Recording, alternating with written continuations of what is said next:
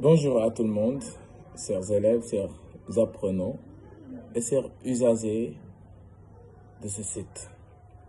Je suis très ravi aujourd'hui de me présenter à vous pour une première fois, pour vous laisser voir apparaître mon visage et pour parler d'une chose très importante qui est le programme général de la philosophie, qui concerne donc notre piédestal ou bien notre toute première séance aussi cruciale que décisive, qui vous permettra non seulement de comprendre ce qui vous attend dans le cadre des différents domaines, mais aussi de comprendre quels sont les aspects les plus décisifs de ce programme et sur lesquels vous devez vous atteler.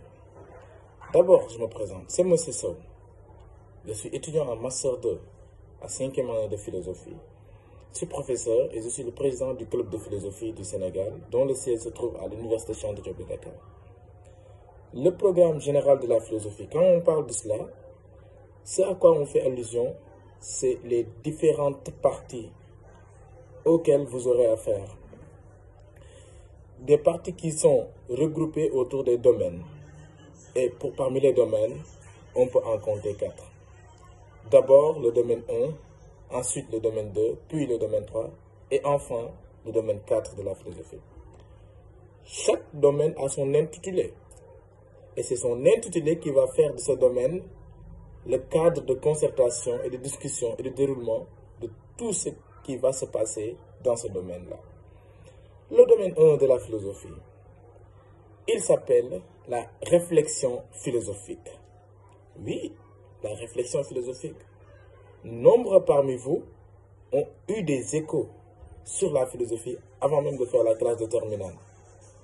Nombre parmi vous ont fait des recherches sur ce qui pouvait bien être cette discipline qui a fallu attendre jusqu'à cette période de terminale pour atterrir.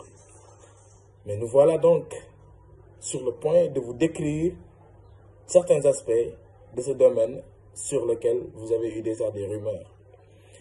Le domaine 1 s'appelle la réflexion philosophique. Autour de ce domaine tournent déjà les origines de la philosophie. Mais au-delà de ces origines, vous aurez vu ce qu'on appelle les caractéristiques de la philosophie ou du philosophe. Qu'est-ce qui fait le philosophe un philosophe? Qu'est-ce qui empêche le philosophe d'être philosophe? Ou bien qu'est-ce qui différencie le philosophe du non-philosophe? Quand on parle du non-philosophe, on parle de celui-là qui ne se souscrit pas aux exigences de la philosophie. Parce que la philosophie a des exigences. Que si on ne les respecte pas, ces exigences-là, on ne peut pas être philosophe. Mais après cela, nous aurons traversé le domaine 2 de la philosophie, qui reste dans le cadre de la philosophie, mais en sort un peu, car vous aurez vu ce qu'on appelle la vie sociale. La vie sociale, mais la réflexion philosophique sur la vie sociale vous permet de comprendre, vous, des humains, vous, des individus, qu'est-ce qui vous lie avec les autres individus? Quelle sorte de relation? Quelle est cette relation fameuse que vous entretenez avec la société? Autrui, l'autre, mon semblable, mon prochain. Qu'est-ce que je lui dois en termes de considération, en termes de respect? Parce que comme moi aussi, lui, il a ses droits et ses devoirs dans la société. Comment dois-je le traiter? À travers ce domaine, vous aurez vu donc la notion de conscience inconscient. À travers ce domaine, vous allez voir la notion de liberté, d'état.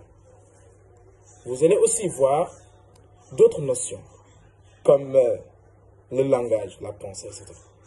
Le domaine 3 de la philosophie parle de la science, l'épistémologie, les types de sciences. Qu'est-ce qui différencie les différentes formes de sciences qui existent?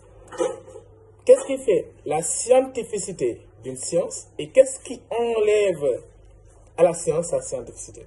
Qu'est-ce qui nous permet donc, une fois en face d'une science, dire, sans risque de nous tromper, que ça c'est une science? Et vous aurez vu qu'il y aura beaucoup de déceptions, malheureusement, de ces choses que nous considérons comme de vraies sciences, comme seules étant des sciences, et qui ne le sont pas. Le domaine 4, qui est le domaine ultime, réfléchit sur l'art, sur l'esthétique, la philosophie de l'art.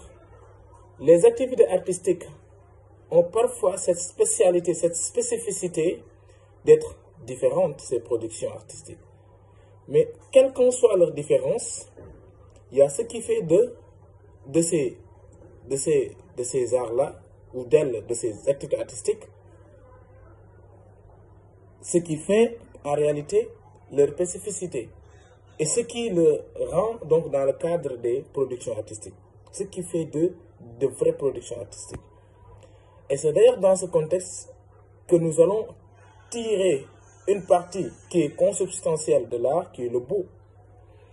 Réfléchir sur le beau, c'est donc réfléchir sur l'art, parce qu'on attend d'une œuvre artistique qu'elle soit belle. Car quelqu'un qui contemple une œuvre, une production artistique,